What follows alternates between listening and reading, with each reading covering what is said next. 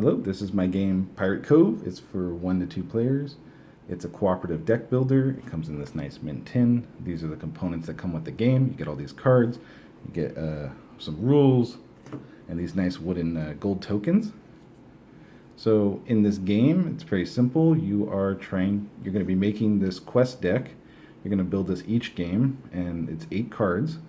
And there's these different piles of quests with different difficulties. You can see difficulty 3 and 2. And so you'll be building this quest deck out of these piles. So you'll have a lot of replayability because every game is going to have many different cards. Not to mention you'll have a different row of crew members to hire and ship upgrades to buy. But in this game, you'll be attempting to complete quests, and you have to complete all the quests before you run out of morale. Because all the pirates in Pirate Cove want to make sure we're getting treasure, or they're going to all desert and leave you, and you'll be no captain, no pirate legend. So in the game, you'll be completing quests, you'll be earning gold for completing them, and you'll be spending gold to buy more cards by hiring crew members into your deck, or getting upgrades that give you a permanent ability, and then you also add the cards from the upgrade. So it's a deck builder.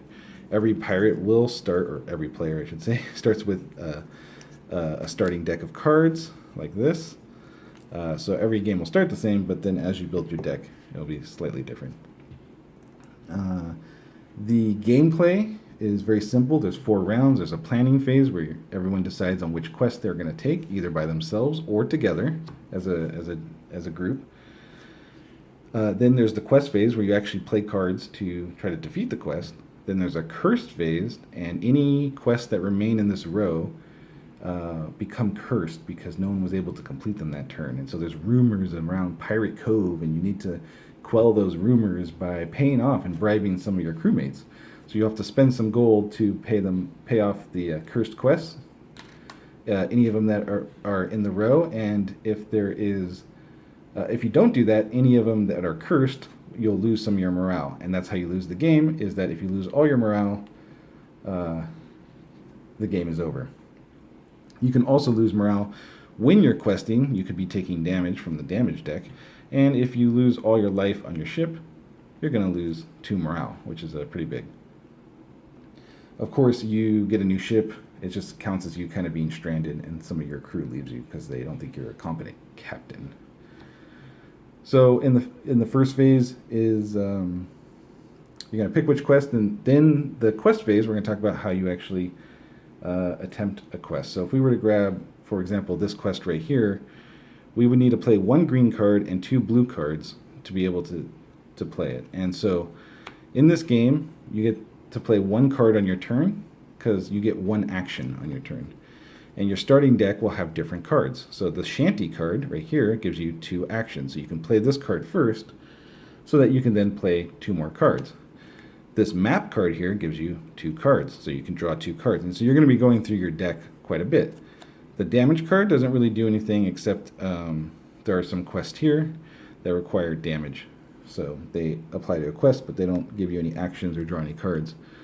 You get a rum card, because what's a pirate game without rum, which does nothing, just clogs up your hand, except there are some crew members that can use the rum, like the cook, which is very useful. And you'll also get these hull cards, which represent the strength of your boat, and they block damage, because when you look at this quest, you'll see that we also have to draw that many damage cards. So there's a nice damage deck here. There's no dice involved. You draw a card, that's how much damage you would take, and you can start absorbing the damage. Any damage you absorb is damage you don't have to take. And you want to absorb damage so that you don't lose you don't take damage on your ship, causing you to get stranded and then lose a lot of morale based on it.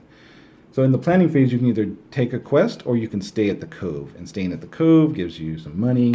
It fully heals your ship, but you don't get to go on quests. And there's a penalty. If everyone stays at the Cove, you'll lose some morale because of that. But also staying at the Cove lets you discard and draw a card, because you'll have 5 cards in your hand.